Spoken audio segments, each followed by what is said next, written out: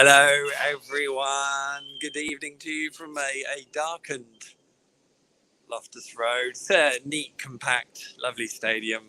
I've been coming here for a fair amount of time now, it feels. So I've seen a few different things here, from Norwich being abject to being fantastic and everything in between. Tonight was middling, borderline abject, not disastrous because they scored, so they didn't lose. As far as reactions to losing 5-1 at Middlesbrough go, this was barely acceptable, if I'm honest. Yes, they didn't just put no effort in. Maybe if we ignore the opening 30 minutes where they looked totally lost. But it was just very rank, that first half. A bit more life in the second half, a little bit more purpose. They moved the ball quite well at times, but also they were horrid for a lot of it as well. And QPR are not very good. They are in serious danger of being relegated to League One. The game lacked an extraordinary amount of quality in terms of use of the football. It was ragged, it was chaotic, it was erratic, it was get it forward and hope for the best at times. Norwich tried to do that with a little bit more purpose, but it seemed incapable of doing that consistently or effectively. And yeah, bit all at sea, really.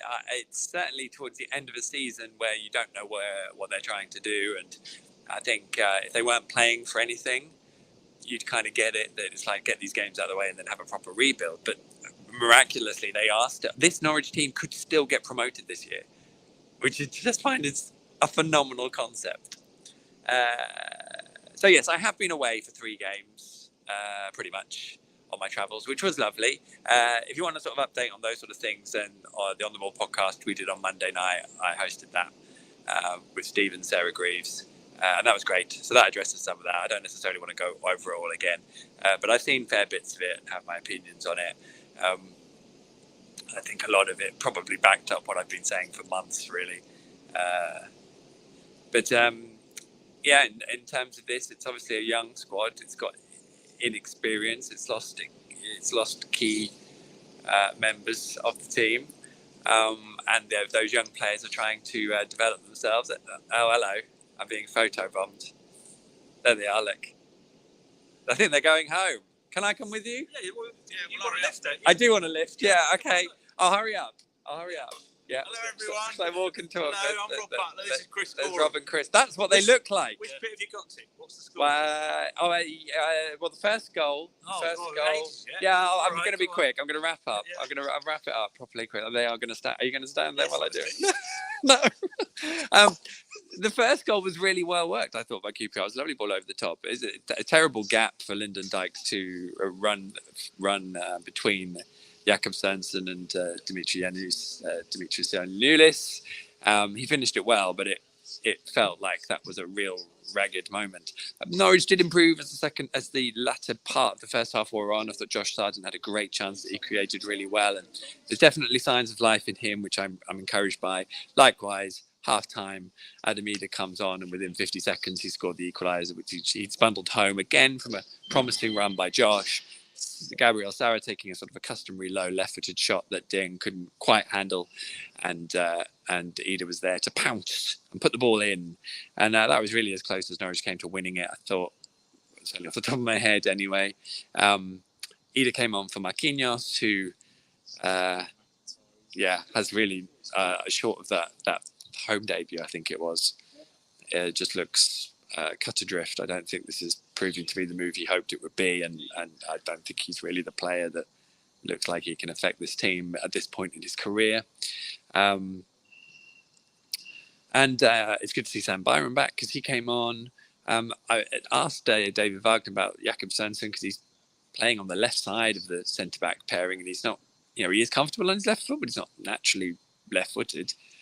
And obviously there was a slight question mark there with maybe the first goal, but needs must, and he didn't want to alter Andrew Omavamidele's position, which you can kind of understand. But then there have been other moments when one injury has sort of forced several other changes. Thought Liam Gibbs did okay-ish in the first half, but with that change of Idah coming on in the second half, he then moved into a wider role, and that wasn't really working.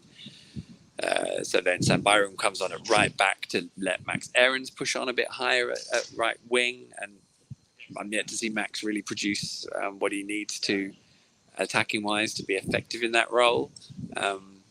So he then came off later, and Crystal Charles came on.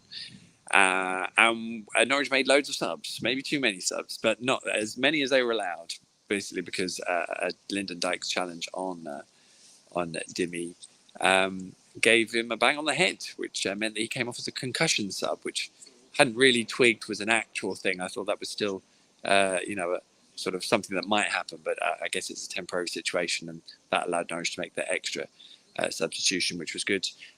Isaac Hayden started. He looked rusty and not particularly mobile. That's maybe to be expected because the guy hasn't played a lot of football, and to be honest, that's kind of what he's looked like during most of his time at Norwich, which is obviously a shame because that wasn't how that move was supposed to play out.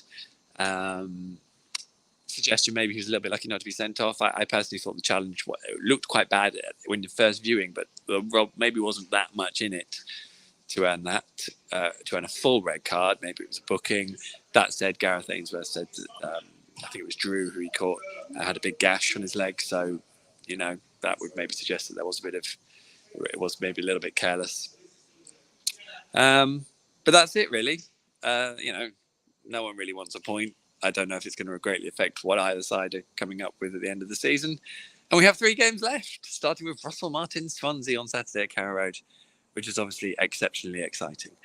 Chris and Rob are being incredibly patient, and they're on the pitch pretty much. There's sort of conditions where we could have had a kick around if we brought a ball. So I'm going to go. I've given you a full 7 minutes, which out of that game I think is pretty good going. Have a lovely rest of your week, and I will be back at Carrow Road. Oh, once I find the right buttons, I'm out of practice. I will be back at Carrow Road for you all on Saturday for the visit of Russell Martin Swansea City, which is obviously very exciting. Until then, take care of yourselves and each other.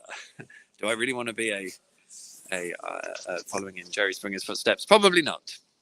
So I shall sign off. Good night, y'all.